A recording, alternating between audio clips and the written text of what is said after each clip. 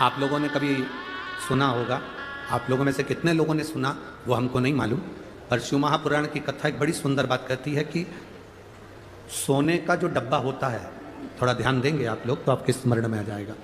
जिस डब्बी में आप सोने की अंगूठी रखते हो, जिस डब्बी में आप सोने की लौंग रखते हो, जिस डब्बी में सोने का कोई सामान रखते हो, उसमें चांदी नहीं रखी जाती। किस किसने सुन रखा है? कभी सुना होगा, आप लोगों के स्मरण में होगा कि सोने की जो डब्बी होती है उसमें चांदी नहीं रखते, मतलब चांदी के साथ सोना नहीं रखा जाता।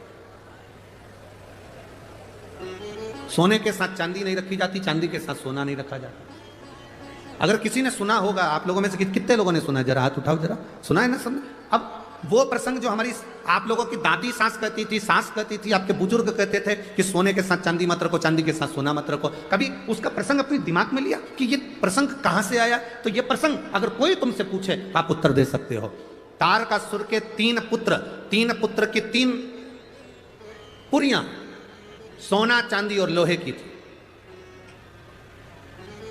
इन 3 पुरियों को भगवान शंकर ने भस्म किया, अर्थात जिस डब्बी में सोना रखाता है और जिस डब्बी में उसी में चांदी रख दी जाती है, और स्त्री या पुरुष उस सोने को अपने शरीर पर धारण करता है या उस चांदी को अपने शरीर पर धारण करता है, उसकी आयु क्षीण होती चली जाती है।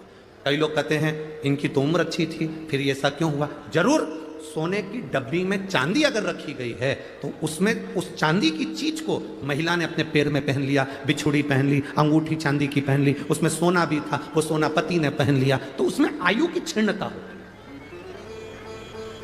डब्बी खाली है, उसमें सोना रखा है, मना नहीं। डब्बी खाली है, उसमें चांदी रखी है, मना नहीं। पर दोनों चीज एक साथ अगर रखी है तो हमारे शास्त्र वर्णन नहीं करता उसे।